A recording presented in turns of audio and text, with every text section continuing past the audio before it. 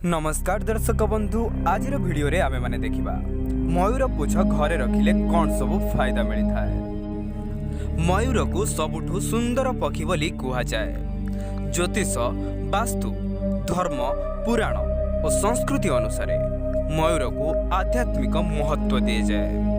भगवान श्रीकृष्ण सबुबेले निज चूଳରେ मयूर पुछ खोसुथिले। मयूर पुछर कौन विशेषता रही और यह किभଳି वास्तु दोष दूर करिथाए आसंतु जानिबा।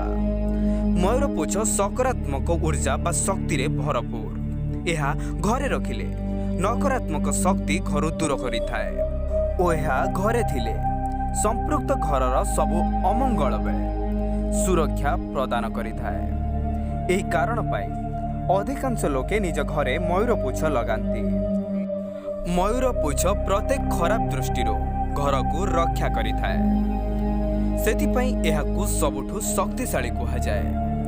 आपण माने निश्चय नजर करिथिबे जे आमे जेतेबेले मंदिर किबा कोनोसी धार्मिक पीठ को जाओ सेठारे पूजक आम ऊपरे मयूर पुछ बिड़ा को आम देहरे बुलेई नै थांती। एहार एकमात्र कारण हेउची शरीर रे थिबा नकारात्मक तत्व को बाहर करिबा।